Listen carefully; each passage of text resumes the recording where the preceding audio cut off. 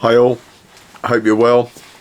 Welcome back, and I want to talk a little bit about the vegan diet, or the plant-based diet as some people call it. So I've been asked a few times now if I've tried that diet, if I recommend it, can you build muscle on that diet? Seems to be probably the most asked question. Can you build muscle on the vegan diet? So I'm going to address some of that today, and I'm going to talk about it from a pretty unbiased viewpoint. Some people would probably imagine that I hate the vegan diet, that I think it's lame or whatever. That isn't the case at all. I actually did the vegan diet for about 4 years, and I gave it up for a particular set of reasons. So I'll start with why I got on the vegan diet. So I had been powerlifting. I was about 110 kilos and in good shape, you know, when around 10 to 12% body fat, so decent, and regularly lifting some real decent weights for powerlifting. I had the British Southeast record, I think it was. I'd won the Southeast Championships, and I was pulling 300 kilos, squatting about 280. I'd squatted 300, but nowhere near that in comp. And I had bench pressed about 180 in comp. It was more like 160, 170. So decent numbers. And I was also doing that. I'd cut down to about 95 kilos and putting up some pretty good numbers at that weight as well.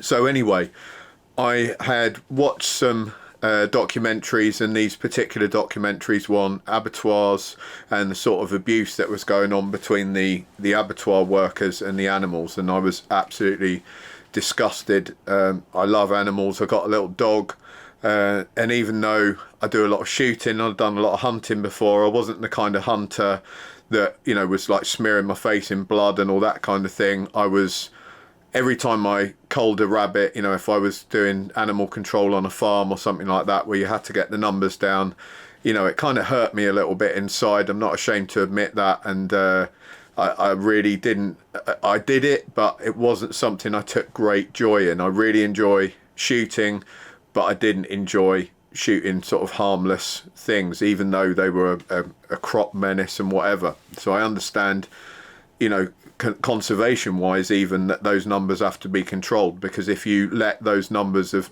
various different species get too big in the small areas that they have, because humans have built everything everywhere, you know, these things are kept to a very small area. You have to control them, or disease overruns the population. So I'm under no illusions that that had to be done, but it's certainly not something that I took great joy in doing, like maybe some people do.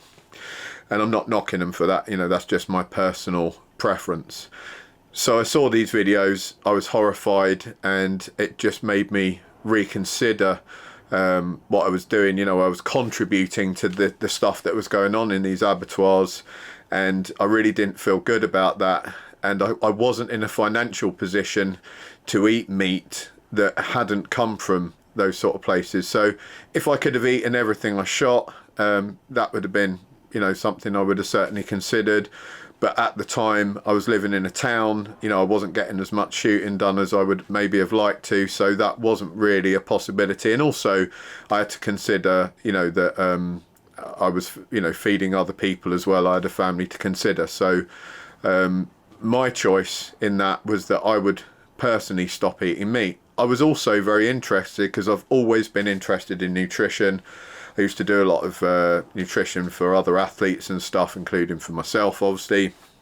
And I was quite good at it in terms of getting people in good shape and keeping myself in good shape. So I was really interested in how a vegan diet would affect my ability to hold on to muscle tissue, and how it would affect my performance, training, etc.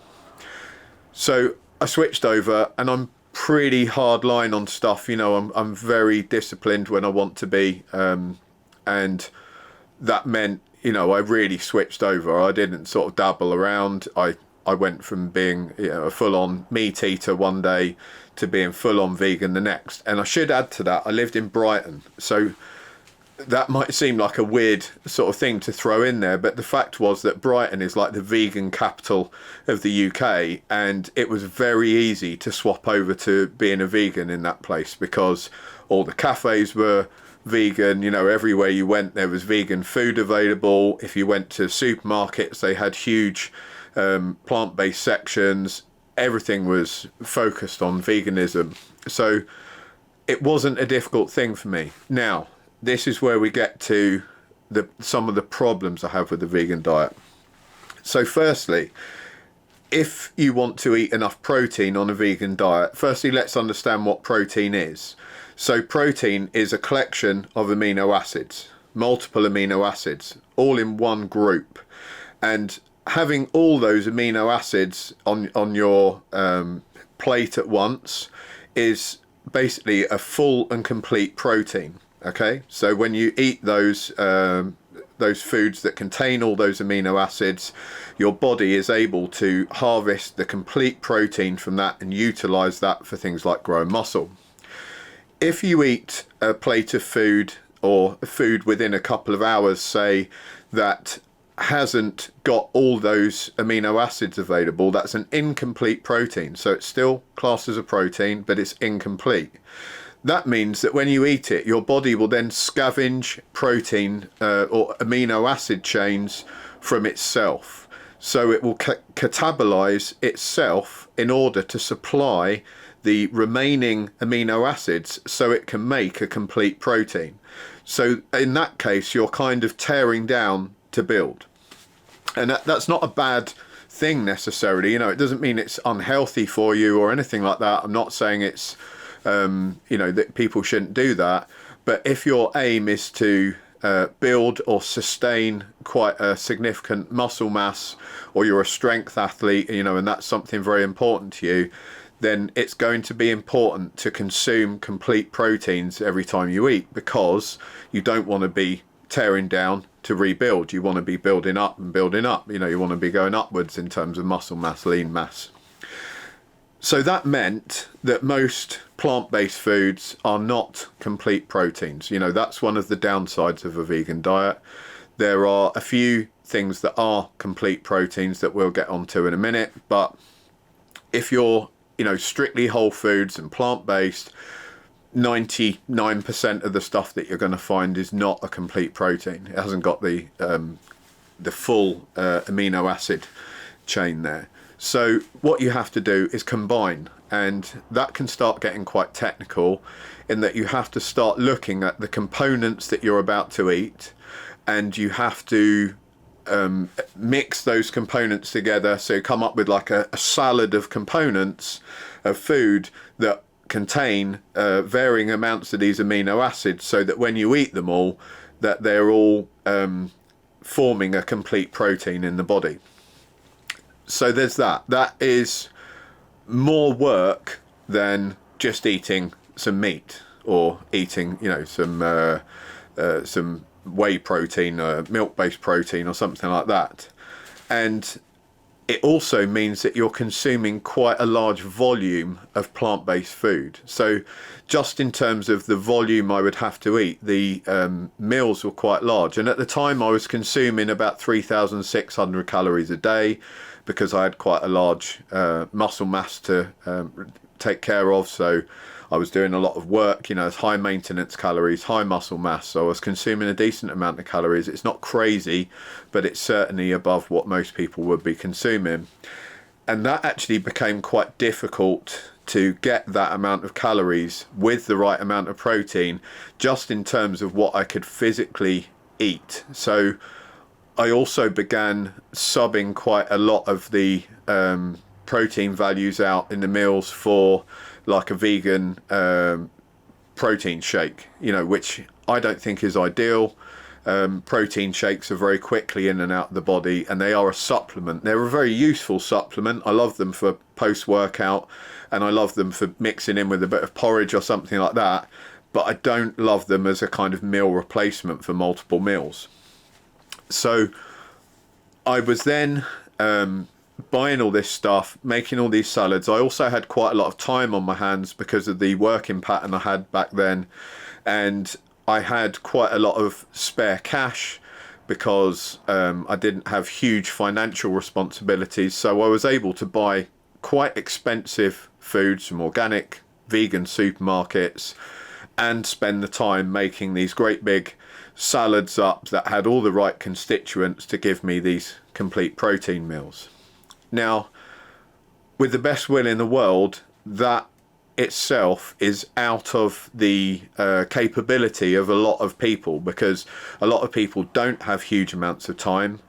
A lot of people even moan about the fact they can't even get time to go to the gym, or they can't get time to prepare like basic decent whole foods, and they're cooking, you know, microwave meals. So the additional steps that you take, you know, that's even more time and more responsibility in having to do that. Not everyone can. And then of course there's the cost, and I know I hear people all the time saying, oh, eating a plant-based diet's really cheap. It is if you eat a really rubbish plant-based diet and you're hardly getting any of the nutrition you need. But if you're actually covering all your nutritional bases and you're trying to get a decent protein amount every day, that gets expensive. And also, if you care about the quality of the vegan food that you're buying, you know, if you're trying to buy decent quality plant-based food.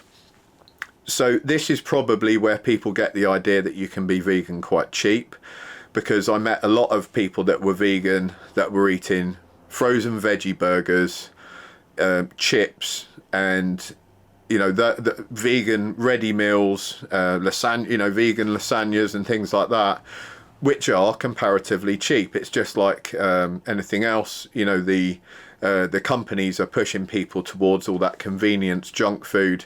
And then what was even worse, that if you looked at the labels on those and the ingredients, they contained a horrendous amount of fat normally, vast amounts of salt, and a bunch of stuff in there that weren't, you know, necessary, and certainly wasn't there for your health benefit. They were there to bulk the thing out. Soy was often an ingredient that was added as a kind of bulking agent.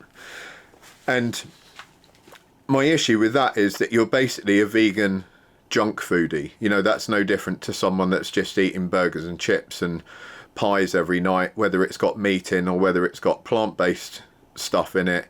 You're eating a bunch of rubbish, and that wasn't what I was all about. You know, I was all about a whole food diet and eating good quality, which I still am. So I did this for 4 years. So this wasn't like I tried it for 2 weeks and, you know, I didn't get on very well. So I'm doing it for 4 years. The first things I noticed after literally 2 or 3 months, even though I was pretty dedicated and I was eating as much as I physically could, that was virtually impossible to eat as much as I actually needed to, just because of the bulk of the food.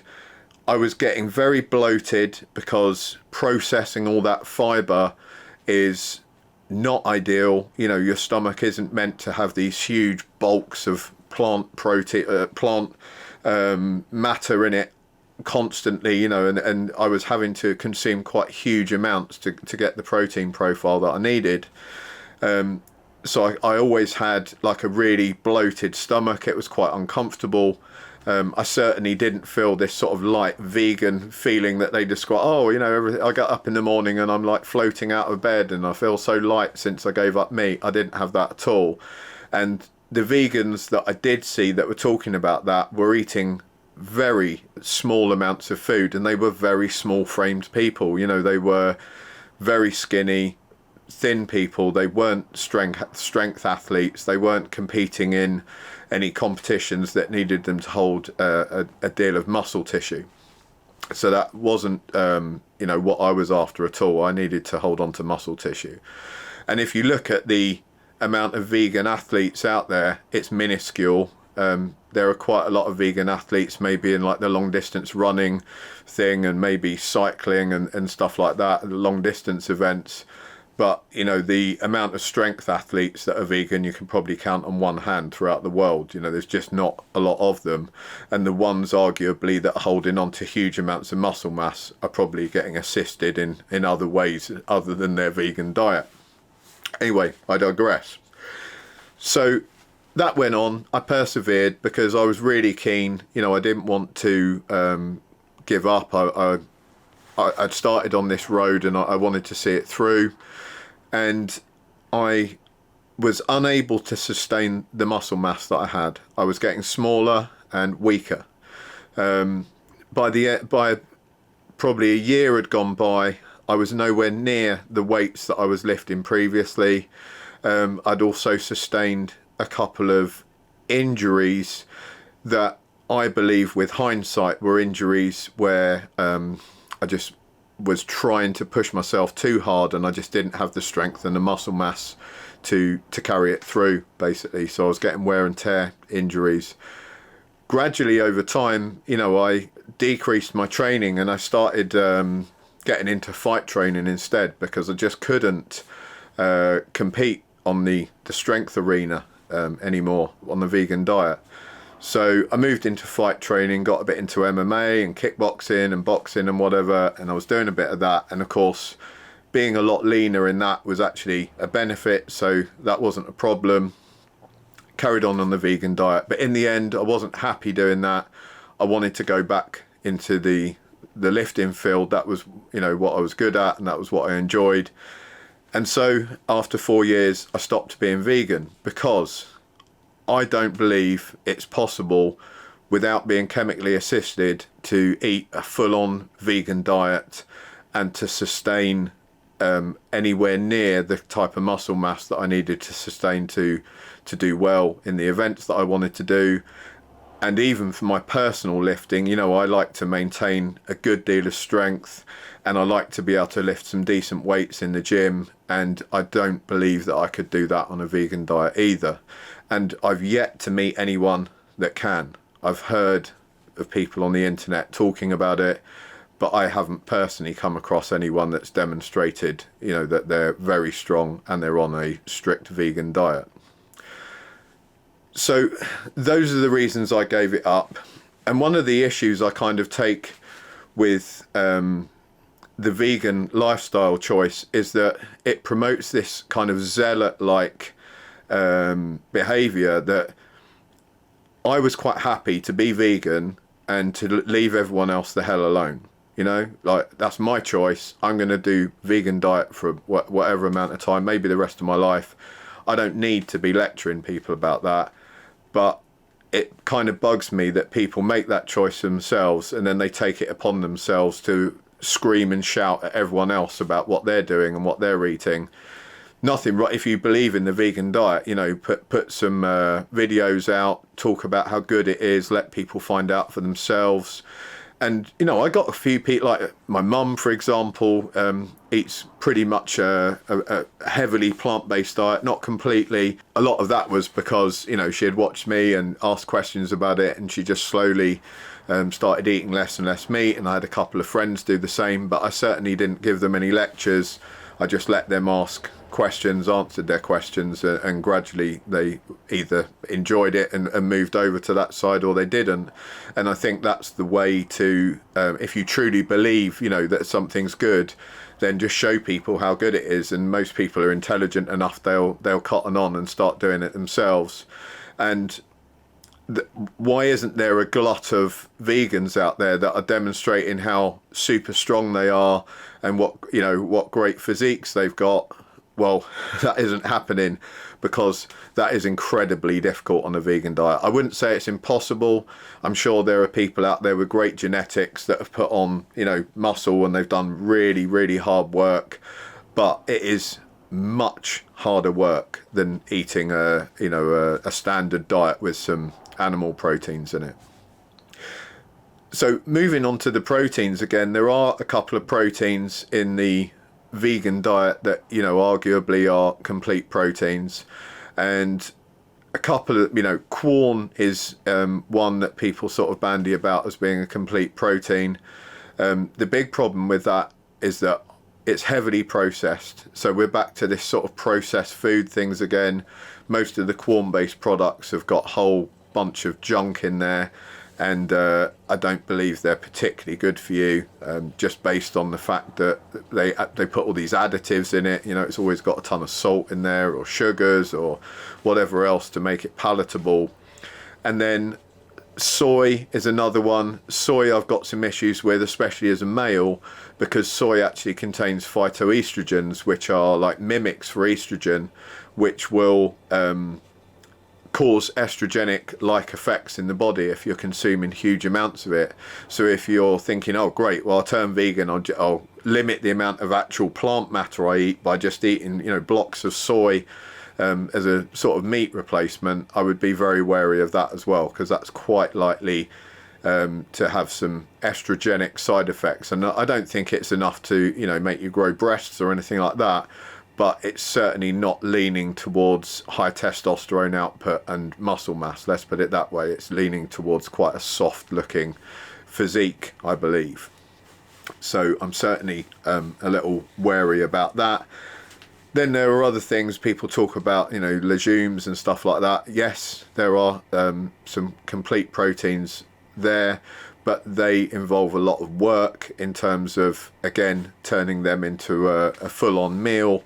You know, none of that's necessarily as easy as cooking a couple of pieces of meat. So you're back to this very high level of responsibility and high level of work to get your food. And if you stuff yourself with a ton of those, you're back also to being bloated and having quite a lot of flatulence, unbelievably, because of course you're eating a huge amount of fibre. Fibre's good for you, but too much can cause some issues there. And you know, the gastrointestinal issues just weren't for me. So I'm sorry vegans, but the deal for me was it didn't work. I don't believe that you can sustain a decent amount of muscle mass on it. If you're vegan and you have sustained a huge amount of muscle mass, point us in the direction of your videos. Let's have a look. I would like to hear about your diet and hear how you've done it, because again, I wouldn't be adverse to you know, dropping meat out. I'm not a pro meat guy by any means.